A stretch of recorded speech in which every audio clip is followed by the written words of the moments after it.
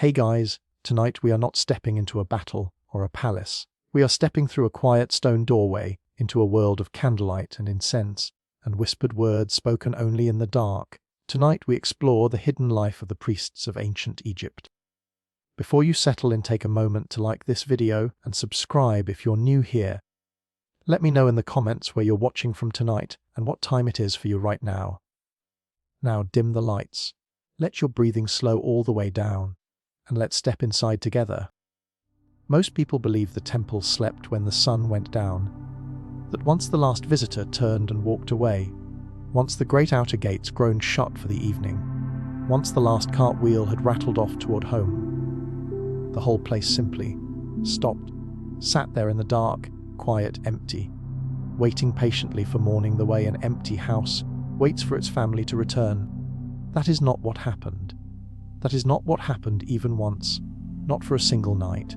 Across thousands and thousands of years, the temple never slept, not truly, not completely. There was always someone awake behind those walls, always some small flicker of movement in all that stillness. Picture it now, slowly, let it settle into your mind the way a single drop of ink settles into still water. The city outside has gone quiet hours ago. The last cooking fire has burned itself down to a soft bed of orange embers. Somewhere a dog shifts in its sleep and goes still again. The Nile moves past in the darkness, slow, silent, indifferent to the hour. And yet here, behind these high stone walls, small clay lamps still burn. There are men awake in this darkness, moving slowly, deliberately, through long stone corridors lit only by these small trembling flames. Their bare feet make almost no sound at all against the cold floor.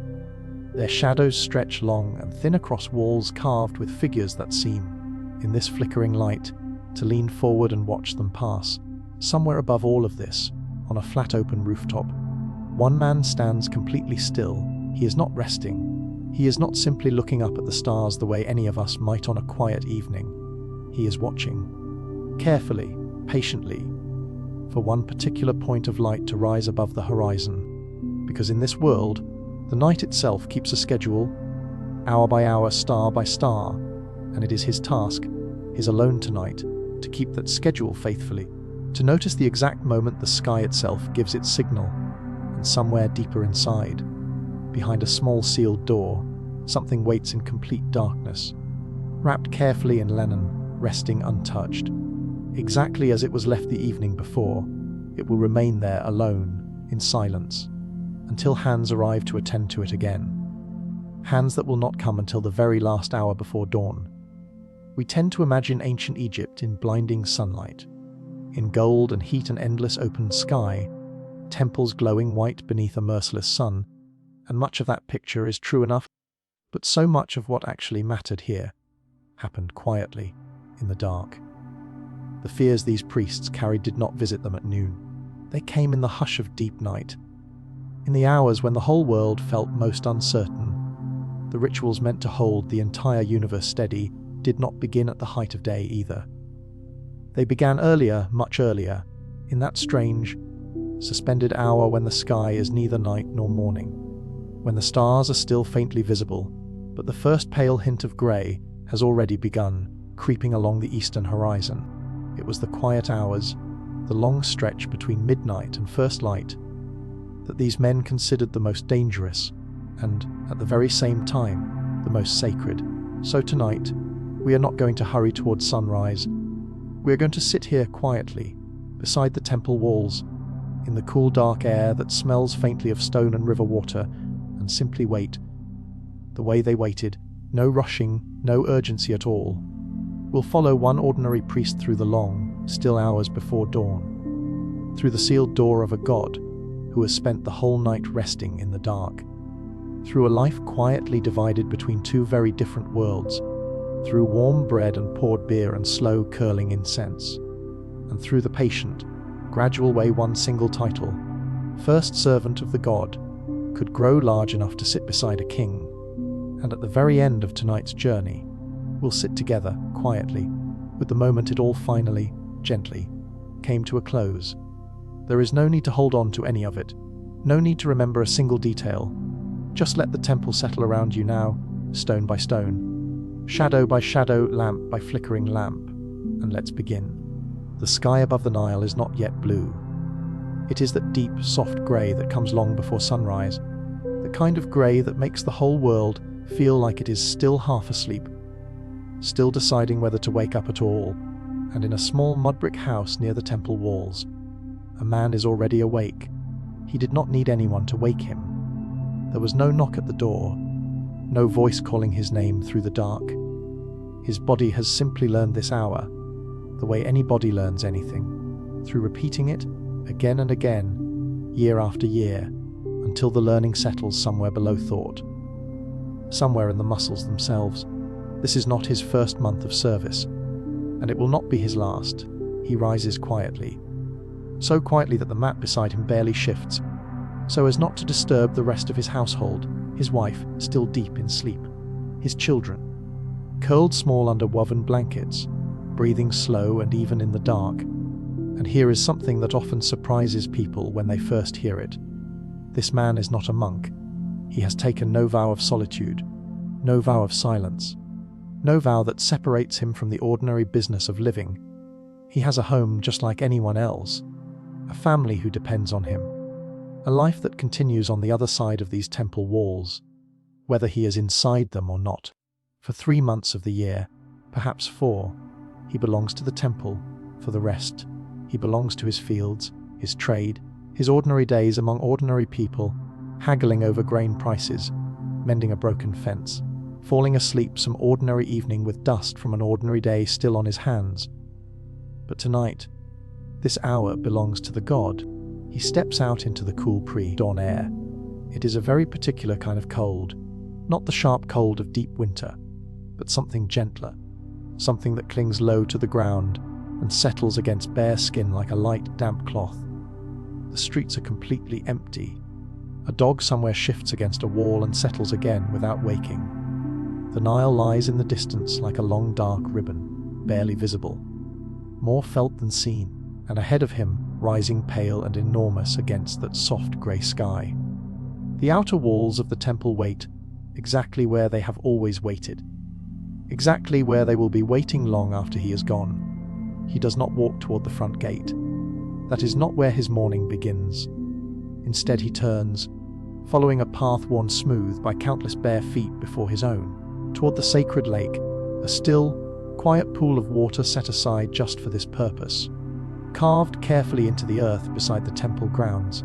This is where his day truly begins, not with prayer, not with words at all, but with water. He removes his clothing slowly, folding each piece with care, setting it down at the edge of the lake exactly where he always sets it. And then he steps down into the water. It is cool, almost cold against his skin, cool enough to wake the very last traces of sleep, still lingering somewhere behind his eyes. This is not a quick rinse. This is not something done hurriedly before breakfast, the way we might splash water on our own faces without even fully waking. This is a ritual, slow, deliberate, unhurried in every part of it. He lowers himself fully beneath the surface, letting the water close completely over his head, and then rises again, slowly, water running from his shoulders in the pale grey light, and lowers himself once more, and again after that. Each time the water closes over him completely, and each time something in him settles a little further. In his own understanding, this water is not simply washing away dust, or sweat, or the ordinary residue of an ordinary life. It is washing away everything unfinished, everything careless, every small impurity that clings quietly to a person simply by virtue of being alive in the world, until what finally remains, standing there dripping quietly in the pale early light, is something considered clean enough, pure enough, to stand in the presence of a god. When he steps out of the lake, his day is still not entirely his own to continue. There is more waiting to be done before he is ready. His head is shaved completely, every strand removed, his eyebrows too, and this is not vanity.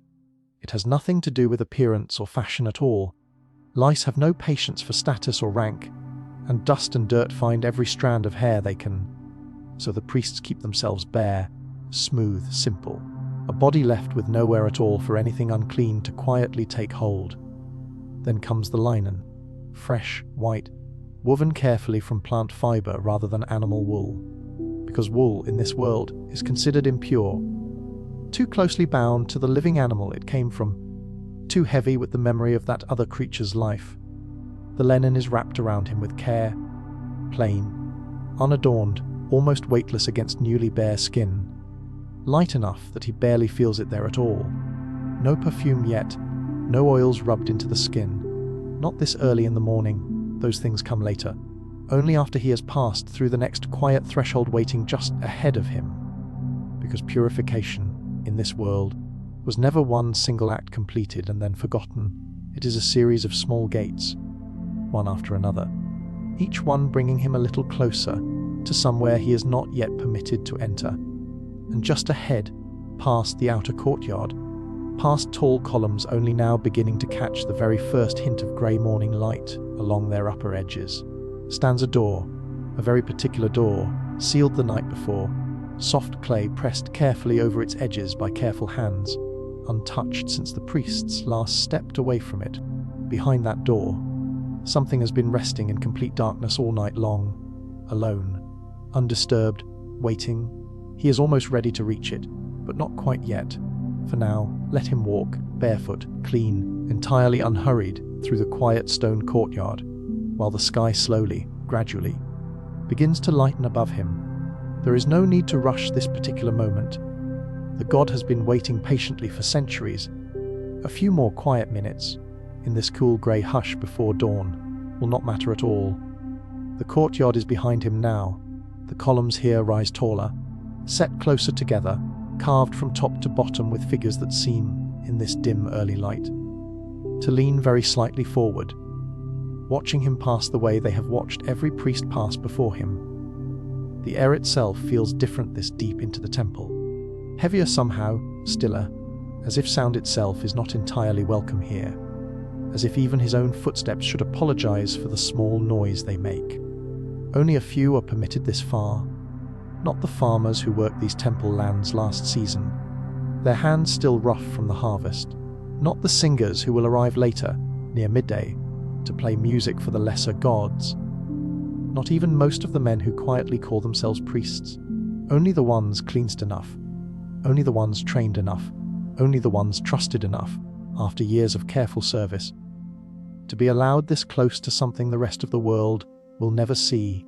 And this particular morning, he is one of them. Ahead of him, at the very end of the long hall, stands the door, small, plain, almost unremarkable to look at. Nothing at all like the great painted gates at the front of the temple, covered in gold leaf and bright pigment for every visitor to admire. And yet everything that matters this morning depends entirely on this one small door, sealed the night before with soft clay, pressed carefully over the latch by priestly hands, untouched since. Waiting quietly in the dark exactly as it was left, he kneels first. He does not simply walk up and pull it open. There is no casualness allowed here at all. There is a formula for this, words spoken in this exact spot, in this exact order, for longer than anyone alive could properly count. He lights incense, slowly, watching the first thin curl of smoke lift and drift upward around him, clearing the space, clearing himself, before his fingers even brush against the seal. He speaks quietly, barely above a whisper, asking permission to enter, announcing, the way it has always been announced, that he comes only to do what should be done here. Nothing more than that, nothing less. Then, carefully, deliberately, he breaks the clay. The sound is small, just a soft, dry crack, barely louder than a fingernail against stone. But in the deep silence of the sanctuary, surrounded by thick walls and older silence than either of them can imagine, that small sound feels enormous. The door opens, and there, in the deep dark of the shrine, wrapped completely in linen, resting on its small stone platform exactly where it was left the night before, is the statue to us. It is stone or gilded wood, shaped by human hands, generations ago, and passed down carefully ever since to him. It is not a statue at all. It is the god itself, resting quietly, present in this very room. Having spent the whole night here the way anyone might spend a night in their own familiar bedroom, he approaches slowly, and now begins something closer to a quiet, careful morning routine. The kind you might almost recognize. The kind you yourself might carry out without ever once thinking of it as sacred. He unwraps the linen from the day before, one careful layer at a time, folding each piece as he goes, setting it gently aside. He wipes the statue clean, slow, unhurried movements, the same patient attention he might give to something precious and easily damaged. He anoints it, a little oil, warmed slightly from his own hands, a little scent worked gently along the surface. Fresh makeup is applied around the eyes, the same dark line worn by the living above their own eyes, because the God, in this understanding of the world, is not so very different from the people who quietly serve it, morning after morning. New linen is wrapped carefully into place, white first, then coloured cloth laid over that, layer settling upon layer, each one arranged with the same unhurried patience. His own morning bath required just an hour before, and then food is finally brought forward. Bread, still faintly warm from the temple kitchens, carried in on plain trays. Jugs of beer, poured slowly and carefully. Small offerings arranged exactly as they are always arranged, in the same order, in the same places, as they have been for longer than memory holds. He does not believe, in any simple sense, that the God eats this food the way a man might eat his evening meal.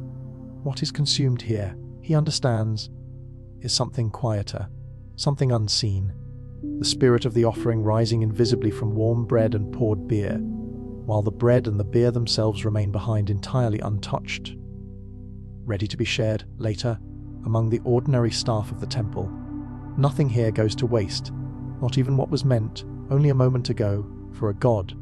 Incense is lit once more, fresh smoke curling slowly upward around the statue, filling the small enclosed room, until the air itself seems to shimmer faintly in the warm, uneven lamp light. He steps back. He lowers himself fully to the ground, face down against the cold stone, in complete stillness for one long, quiet moment that seems to stretch further than its actual length.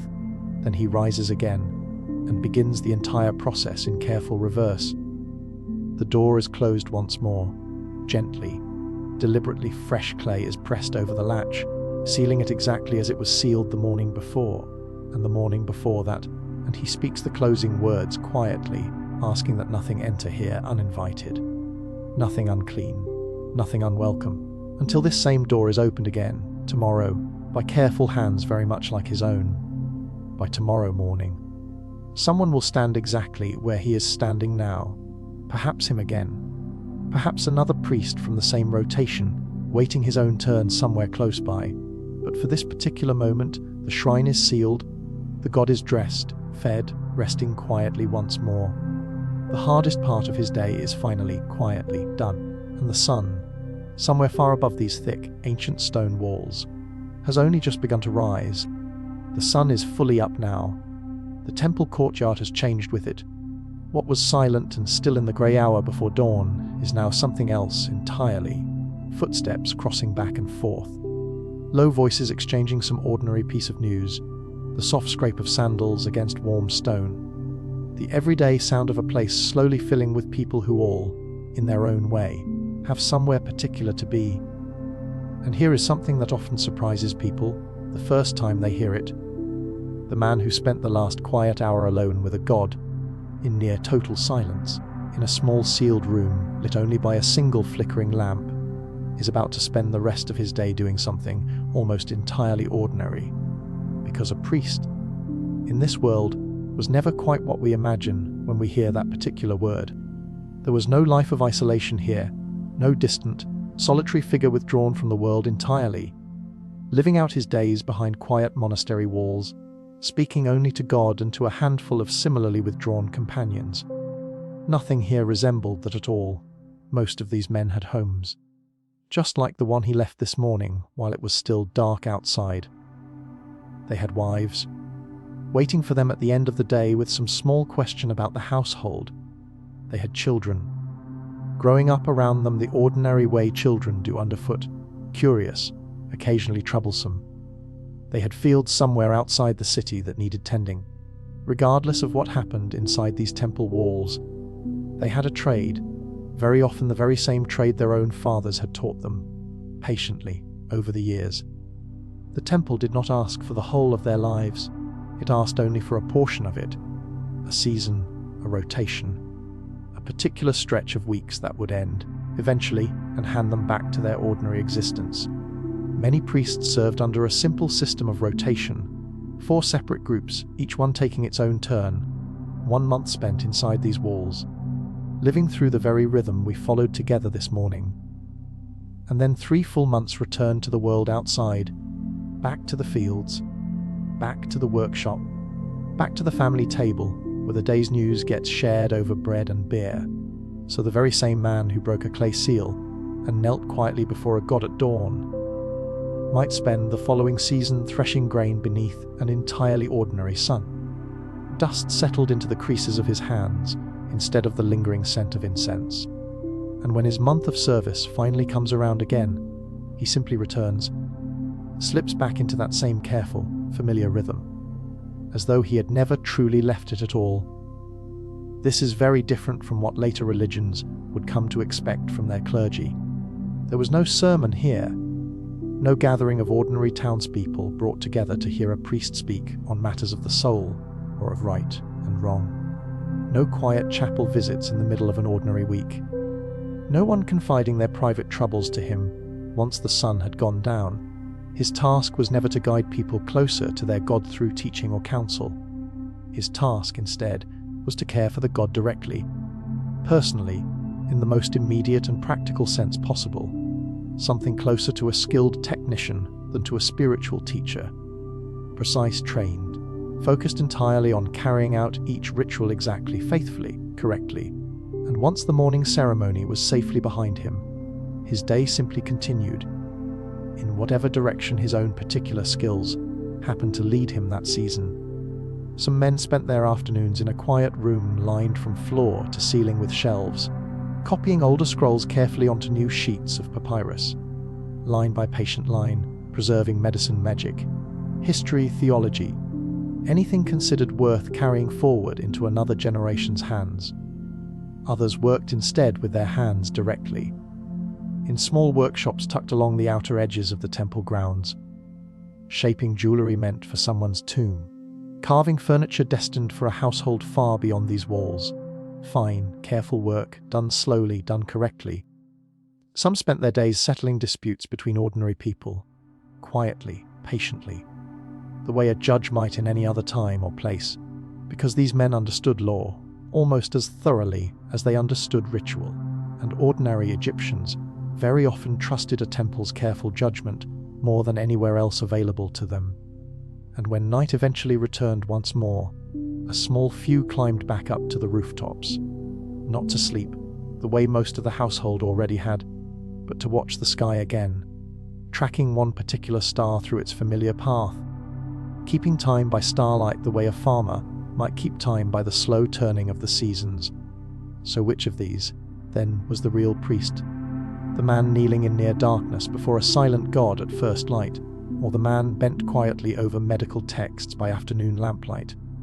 Or the one carefully settling an argument between 2 farmers over rights to a shared well? The honest answer is all of them at once, worn one after another by the same tired, entirely ordinary man. There was no single version of this life to point to, only many quiet roles, carried in turn, by people who rarely thought of themselves as anything particularly remarkable. For now, let him move slowly through his afternoon, unremarkable, unnoticed, one more familiar figure among many others in the warm, busy stone courtyard. There will be time later to return to that small dark room where his day began, and to the offerings still resting quietly there, waiting patiently for someone to explain what they truly meant. Let's return for a moment to that small dark room from earlier this morning. The door is sealed again now, the god resting quietly behind it, undisturbed. But before that door closed, something was left behind on the offering table: bread, still faintly warm, beer, poured carefully into small clay jugs, a thin trail of incense still curling gently upward into the still air of the shrine. It would be easy to imagine all of this as a simple gesture, food placed down quickly. A polite little formality before the day continued on without it, but nothing here was ever quite that simple.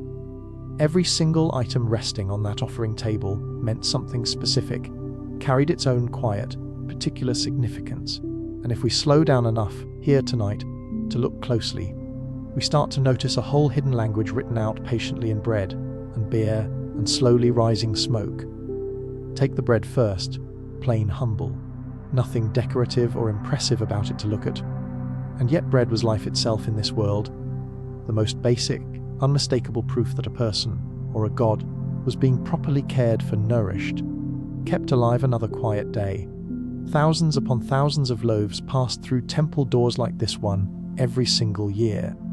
Some ancient records even survive listing the precise number. Over 3,000 loaves in a single day at the grandest temples, an almost impossible amount of bread, baked quietly, offered quietly, and eventually shared among quiet, ordinary hands. Then there was the beer, not so very different from the bread, in truth, brewed from that very same grain, soaked patiently, allowed to sprout, cooked slowly until it turned sweet, and then finally left to ferment exactly as it always had been, exactly as it always would be. Beer was so common here, so deeply woven into the fabric of daily offerings, that the words spoken over it focused less on mystery or wonder, and more on simple, quiet pride that it had been brewed correctly, brewed with care, exactly, precisely as it should be. There was something almost domestic about that particular offering, something like a home-cooked meal offered with quiet, steady confidence. Nothing flashy about it at all, just done properly, the way it always had been. Wine, on the other hand, was something else entirely, rarer, more costly to produce, tied to older, deeper stories. Some priests spoke of it as the green eye of Horus itself.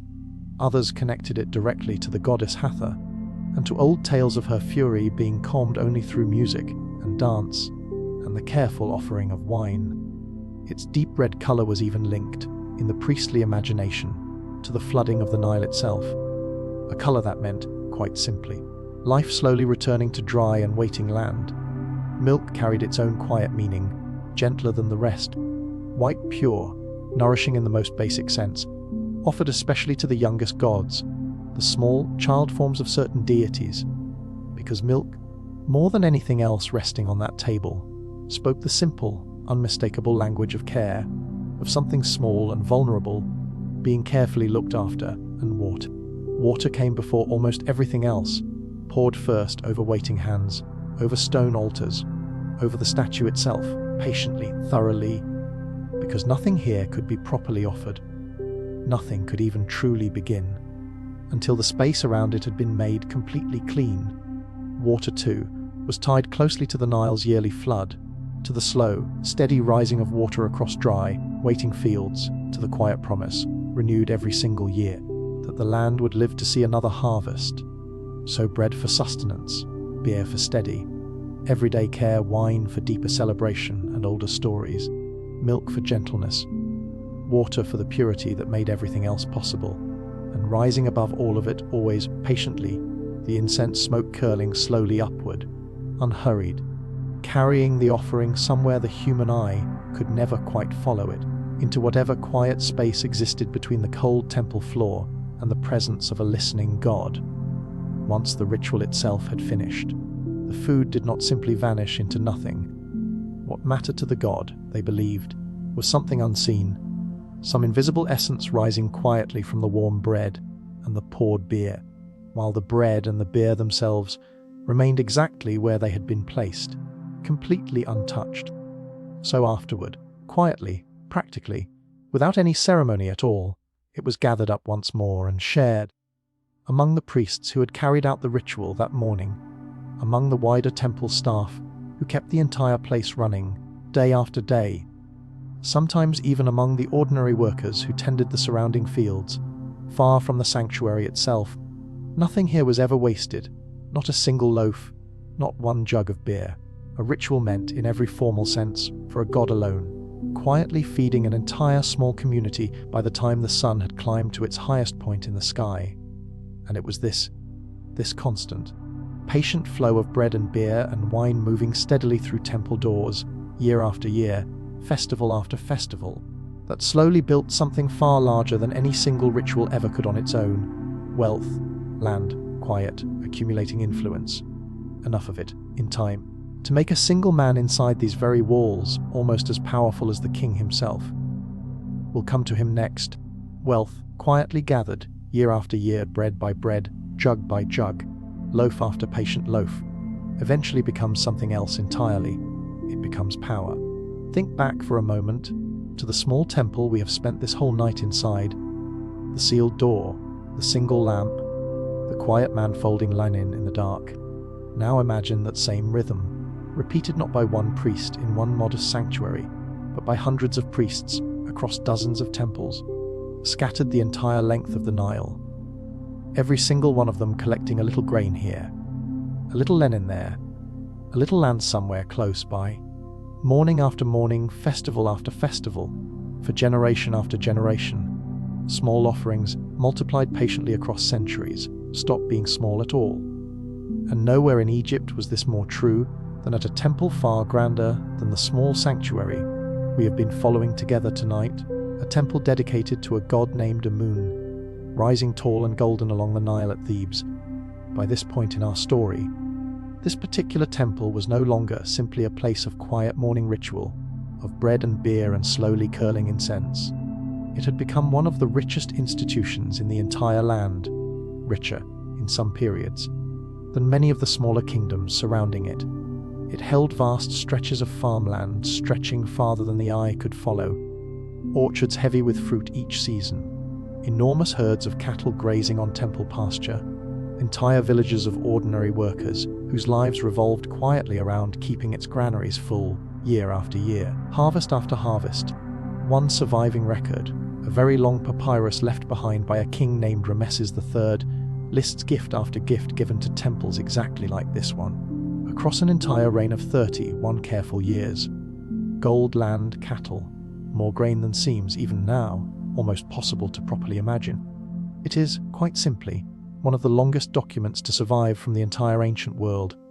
Page after page after page, a careful accounting of generosity, orchards handed over, entire herds of cattle recorded by number, boats built specifically to carry temple grain up and down the river, towns whose taxes flowed directly into a temple's storerooms instead of the royal treasury. By the time that reign alone had ended, a very large portion of Egypt's farmland and a very large portion of its people belonged, in some practical sense, not to the crown at all, but to the temples themselves.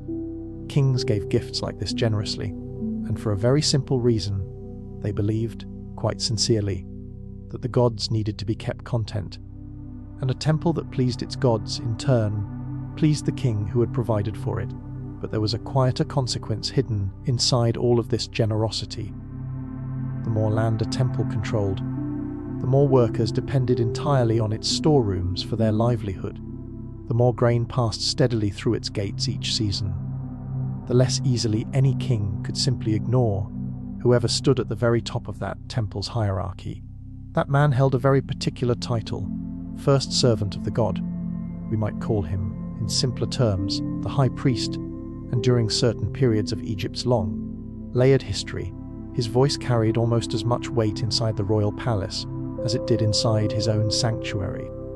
Some high priests advised kings directly on matters that had nothing to do with ritual at all, trade routes, legal disputes, even decisions of war and peace.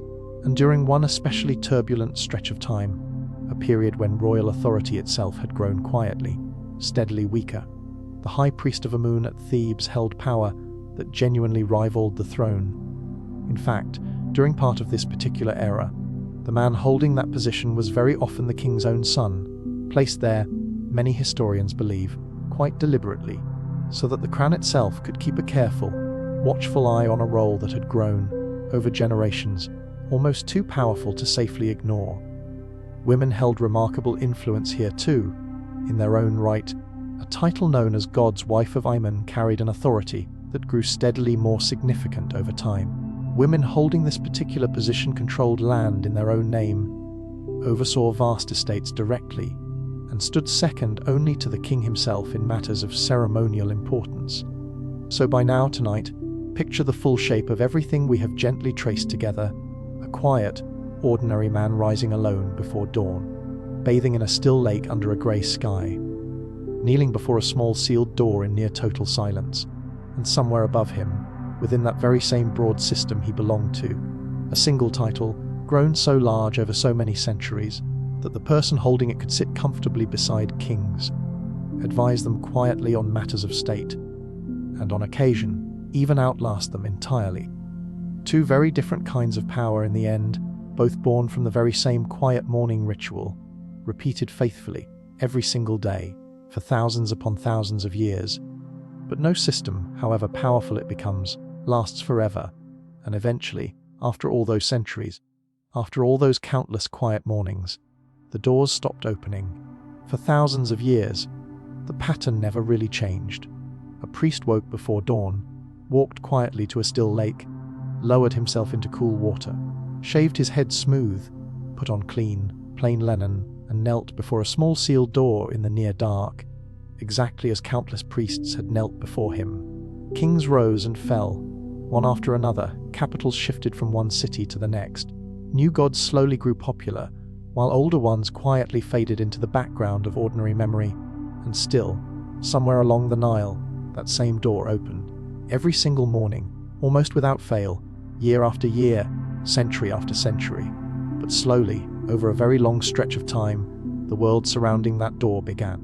Gradually, new rulers arrived from far beyond Egypt's own borders, first from Persia, carrying their own gods and their own customs, later from Greece, after a young general named Alexander swept through and left dynasties of his own generals behind him, and eventually from Rome, whose emperors ruled Egypt as a distant, valuable province. Some of these new rulers respected the old rituals, even funded them generously, had their own names and faces carved beside the ancient gods in the same old style, on the very same temple walls. But the world those old rituals truly belonged to was fading, quietly, the way almost everything very old eventually fades.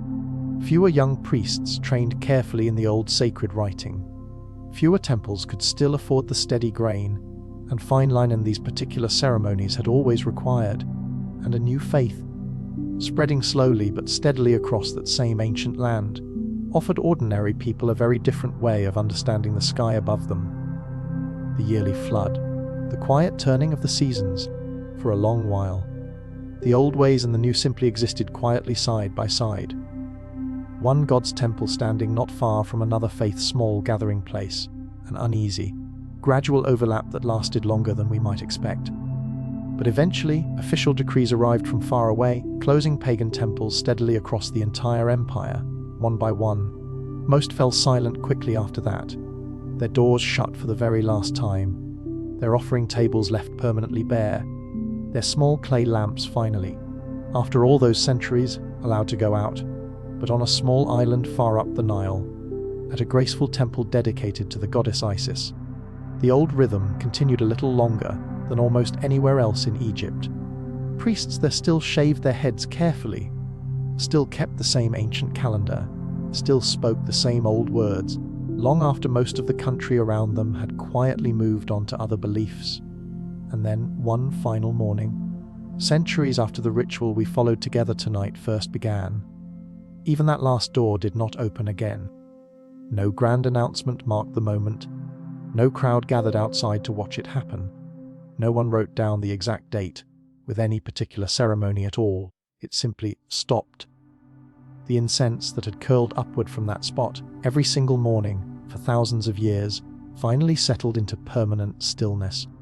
The last hieroglyphs, carved there by careful hands that had trained for years to master that ancient writing, were left unread by anyone who came after, their meaning slowly forgotten along with the language itself. And slowly, patiently, sand began to gather in doorways that no one walked through anymore. We have spent this whole quiet night with a single ordinary man, rising alone in the darkness, bathing by himself before sunrise, kneeling before a god in near silence, and returning, afterward, to a very ordinary life among his own family and his own fields. Thousands upon thousands of men, lived through that very same rhythm, across thousands of years. Most of their names never written down anywhere at all, lost quietly to time the way most ordinary lives eventually are. And yet somehow, some small trace of what they did survives even now, in carved stone, in fragments of papyrus, in the quiet, very human instinct to rise early, to wash carefully, to tend patiently to something larger than ourselves before the rest of the world has even begun to wake up. So tonight, as you lie there warm, comfortable, with no still lake to bathe in before sunrise, and no God waiting quietly behind a sealed door, let the last of that ancient incense finally drift away into the dark. Let the temple, at long last, rest, and let yourself rest too. Good night.